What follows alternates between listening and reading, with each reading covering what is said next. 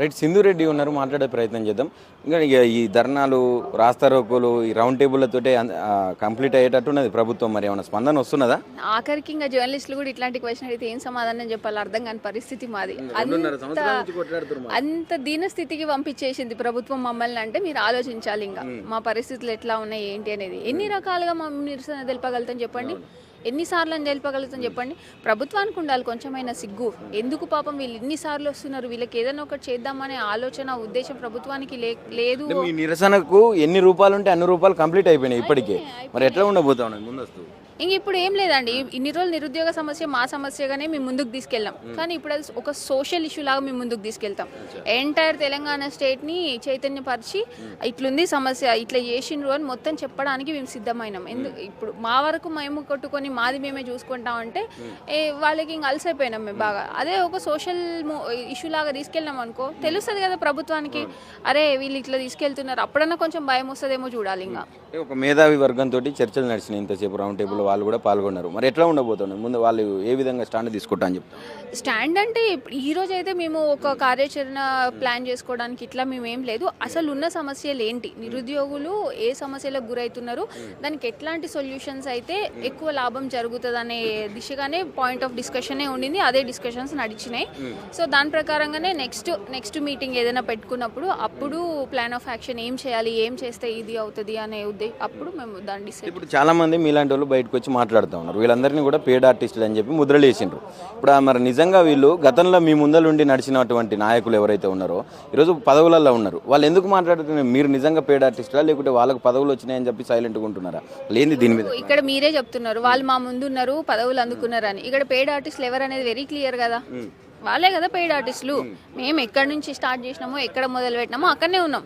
కానీ మీరు మాత్రం ముందుకెళ్ళిపోయి పదవులలో కూర్చున్నారు అంటే మీరే కదా పెయిడ్ ఆర్టిస్టులు. కొంతమంది డిబేట్లలో పాల్గొన్నారు, మీరు పాల్గొన్న డిబేట్లలో కూడా కాంగ్రెస్ నాయకులు ఎవరు పాల్గొన్నా కూడా విరుచుకుపడతా ఉన్నారు. ఆల్ టికెట్లు చూపెట్టుర్రు, అసలు మీరు నిజంగా ఆస్పిరెంట్స్ ఏనా అని చెప్పి మాట్లాడినటువంటి సందర్భాలు కోకోళ్ళలుగా ఉన్నాయి, చూసినాం.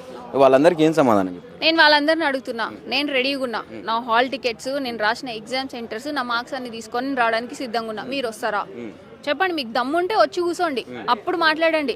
అసలు ఏ తెలియదు బీ తెలియదు వచ్చి ఇష్టం ఉన్నట్టు అడ్డగోలుగా నాకు నేను కాంగ్రెస్ కదా, నా మెడలో కాంగ్రెస్ కండువా ఉంది, అడ్డగోలుగా మాట్లాడుతుంటే వినడానికి ఎవరు సిద్ధంగా లేరు. ఎవరో ఒకరిద్దరు ఉంటే అందరినీ అనడం కరెక్ట్ కాదు కదా.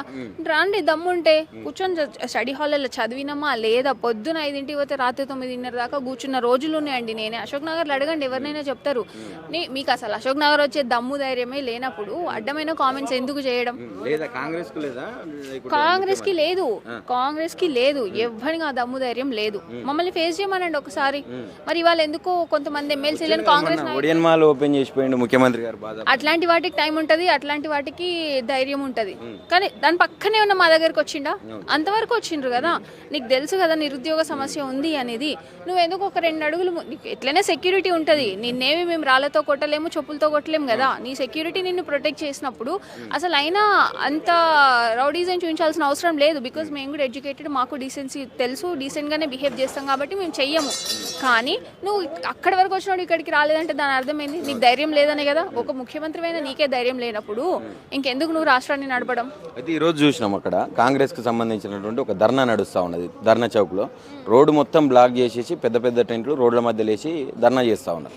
మీరు నిరుద్యోగులు ఎప్పుడు ధర్నాలు, ఎప్పుడు పర్మిషన్లు అడిగినా కూడా ఎందుకు రావట్లేదు? అసలు ప్రభుత్వం నుంచి ఎందుకు మీకు పర్మిషన్ లేకుండా అణచివేత కార్యక్రమం ముందలేసుకుంటా ఉన్నది? ఇదే కదా అధికార దుర్వినియోగం అంటారు, అధికార మదం అంటారు. నీకు అధికారం ఉంది కాబట్టి నీ ఇష్టం, నువ్వు రోడ్డు మీద కాకపోతే నేషనల్ హైవే మీద కూడా కూర్చుంటావు. అది నువ్వు అధికారాన్ని పాజిటివ్ వేలో యూజ్ చేసుకోవడం చేత కాదు. ఎందుకంటే అక్కడ ఉన్నవాడికి ఎవరికి చదువు రాదు, తెలివి లేదు. ఇట్లాంటి అడ్డమైన వాటికి చేయమంటే చేతన అవుతుంది. ఇది క్లియర్గా కనిపిస్తుంది. మాకు అధికారం ఉంది, మేము ఏమన్నా చేస్తాం రాబోయే రాష్ట్రంలో మాది ఏదైనా నడుస్తుంది అన్నట్టే చూపిస్తున్నారు. ఎన్ని రోజులు నడుస్తుంది? నీకు 5 సంవత్సరాలు ఉంటుంది అధికారం, అందులో 2.5 సంవత్సరాలు అయిపోయింది, ఇంకా 2.5 సంవత్సరాలు మాత్రమే ఉన్నది.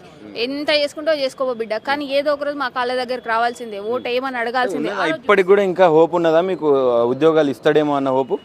నాకైతే పర్సనల్గా హోప్ లేదండి. ఎలక్షన్ ఎజెండాగానే పెట్టుకుంటున్నాడు. ఎలక్షన్స్ ఇంకో 1 year ఉంటే అనగా అప్పుడు ఒక దాని తర్వాత ఒక నోటిఫికేషన్ ఇస్తాడు. ఎందుకు కూడా చెప్తా, ఒకవేళ ఎలక్షన్ మూమెంట్లో నోటిఫికేషన్స్ ఇవ్వకపోతే మేమందరం రోడ్ల మీదకి వస్తాం. ఆ రోజు ఎవరికి అధికారం రాదు. ఓడిపోయేది రేవంత్ రెడ్డి. ఫస్ట్ రేవంత్ రెడ్డిని కొడంగా ఎక్కడి నుంచి పోటీ చేసి అక్కడ నుంచి ఓడగొట్టడానికి రెడీగా ఉన్నారు. మీరే చెప్తున్నారు ఇప్పుడు ఎలక్షన్ ఎజెండాగా పెట్టుకున్నాడు, అప్పుడు ఇస్తాడేమో అని చెప్పి. మరి ఇస్తే సైలెంట్ అయ్యే ఛాన్సెస్ ఉంటాయి కదా ఎవరైనా కూడా. పోయిన ఎలక్షన్స్లో మేము సైలెంట్ అయినామా? పుస్తకాలు పక్కన పెట్టి రాలేదా? ఎందుకు అని అంటే మమ్మల్ని పోలీసులతో అణచివేయించినావు, లాఠీ చార్జ్ చేయించినావు, మమ్మల్ని నష్ట కష్టాలు పెట్టినావు.